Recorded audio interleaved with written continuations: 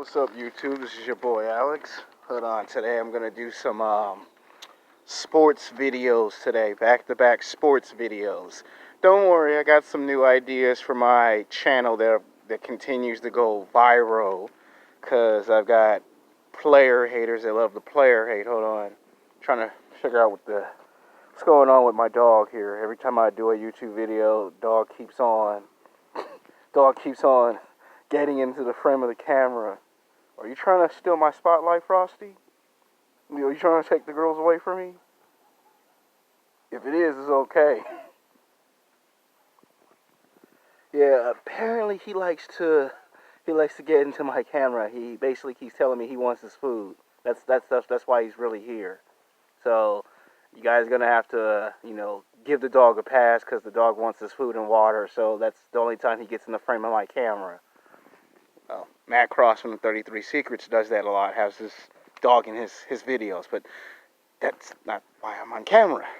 Today is going to be predicting tomorrow's basketball matchup. It's going to be the Los Angeles Clippers versus the Los Angeles Lakers, but they're going to title it Lakers versus Clippers. It doesn't matter. They play in the same Staples Center, so it really doesn't matter if you say Lakers versus Clippers or Clippers versus Lakers. It's two of the best basketball teams right now in the NBA. Both teams are very competitive. Both teams have won basketball games, lost basketball games. Both teams got good records. Lakers, they're like 5 or 6 games in a row. Now, last night, you saw the Los Angeles Lakers do away with the Milwaukee Bucks, respectively. I did say that the score was going to be 112 to 110. It was a scoring game, nevertheless. I did predict someone would score 112 points. It was the Lakers. So I got some part of my prediction correct and the other half wrong. And they scored like 103 points. So both teams scored over 100. So that's why I said it was going to be a high-scoring game. But this is not the Bucks. These are the Clippers. This is the same team that kicked the Lakers' ass not once, not twice. I saw both games. I saw both matchups. And I was not happy with the Clippers whooping the Lakers' ass in that first game or second game. I didn't like seeing the Clippers win twice. I mean, the first game they got blew out, which I was not happy with. I was very pissed off because people were laughing at me. Aha, your prediction's wrong. The second game we lost. It wasn't as bad as the first one, but we still lost twice. And the game got rescheduled because we lost Kobe Bryant. And which brings me to why this video is being made. LeBron needs to win this game for Kobe, okay? This is the third game in the series. We're not even close to the playoffs. You need to do something to win this game. Like, LeBron needs to go out and turn into the LeBron James that was with the Dwayne Wade and the Miami Heat. I want to see that LeBron. I want to see that LeBron score 30, 35 points. I need Anthony Davis to get 30 points. I need Dwight Howard to turn into Superman and give me 20 points, 20 blocks, 20 rebounds, 20 points. So if I was to say Dwight Howard give me 30 points, that's asking for too much. I'm not saying Dwight Howard can't give me 30, but for Dwight Howard, give me 15 to 20 points, 20 blocks, 20 rebounds, make your free throws.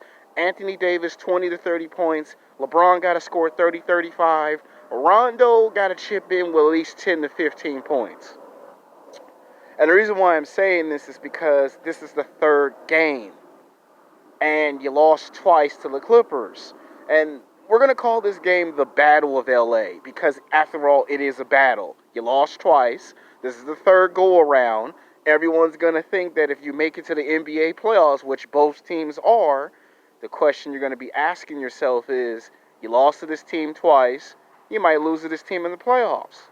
The thing is, in the season, you can lose games to a team like the Clippers in the season. It's when you get to the NBA playoffs, it's a competitive atmosphere. That's when basketball players play for real. That's when guys, hold on, we got a helicopter ahead of us.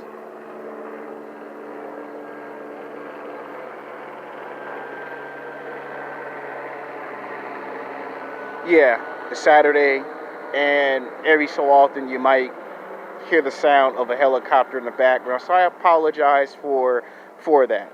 In the next few days, when I get more days off from work, we'll go to locations where there are no airplanes, no helicopters, period. Because it becomes annoying and it messes with the video quality. And then you guys can't understand what I'm saying in the video. Sometimes it's a distraction, and sometimes they do it intentionally on purpose. But that ain't the point. The point is, that's where basketball players play for real. That's when they put in 80%, 90, 100, or even 110%. In the NBA season, they go like 50, 60, 65, 70, maybe 75% in the NBA season, where in the playoffs, they got to put in 80%, 90, 100, 110% effort. And that's what I think has to happen in tomorrow's basketball game. LeBron going to have to put in anywhere from 100 to 110% to beat the Clippers this one time. You lost two. The least you can do is win this game. And I'm telling you what the Lakers have to do to win. Because the way this is going to get marketed is people are going to make it where the Lakers are the underdogs, when in reality people are going to say the Clippers are the underdogs. I'm telling you how they're going to market this basketball game. The Clippers got Kawhi Leonard. They got Paul George.